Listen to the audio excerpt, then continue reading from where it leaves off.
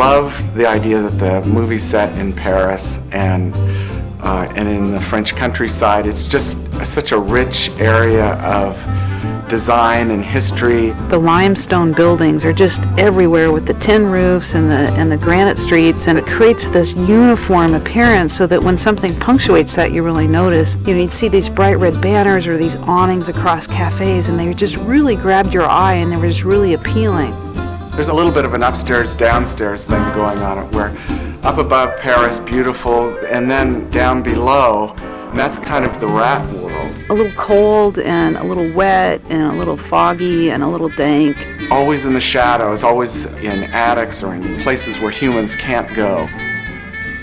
Another key visual element was Gusteau's. The facade and the dining room are really designed to make it look like the greatest French restaurant on earth. The kitchen is very much neutral tones, very subtly colored. The walls are tile, the floor is tile, the stoves are black. It's designed to make the food look great, but also the copper pots look great in this environment, and the chef's skin tones look great.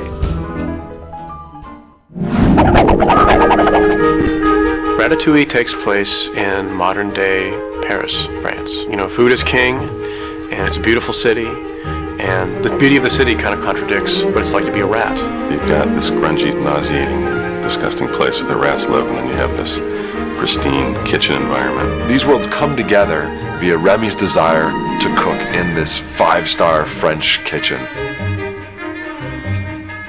It's a bold move, I think, to have rats as your main characters. A lot of people, I think, find them repulsive.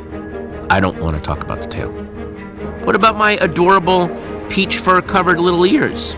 You know, no one ever asked rats about that. For us, it's a matter of doing a lot of reference, really. It's looking at a lot of real rat footage. People have brought in their pet rats, which at first we were a little afraid of, because again, rats are a little like, ugh, rats. But now we've actually got our own rats in the animation department, and they're endlessly entertaining. And we've been videoing those rats and looking at that footage. Not necessarily copying it, but taking the spirit of what makes a rat, how quickly they move, and all of the little fidgety traits. Our main character, Rémy, he has this amazing sense of smell. And he picks out the food that all the rats in the tribe can eat. But Rémy is very interested in fine food. He wants to be a 5-star French chef. The rats are traditionally kind of takers. They're hiding, they're sneaking, they're stealing little things, and the chefs are givers. They're creating things and presenting them to people, and Rémy is a real giver.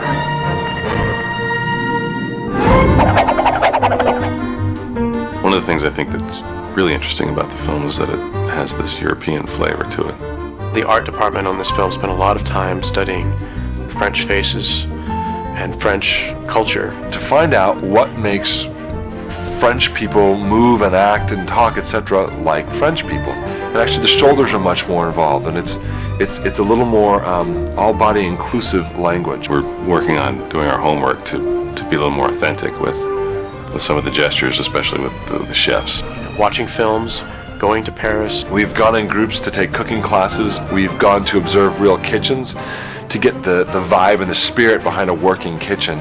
We've studied the way people move, not only on the small details, the way they fry things, or the way they'll saute, or the way they'll use their rags to clean things up, but also as a whole, how the whole kitchen will move as a body. It's like a living organism. It really is this choreography, this dance, that everybody has their spot, and they're all doing their thing, but they're all doing it together.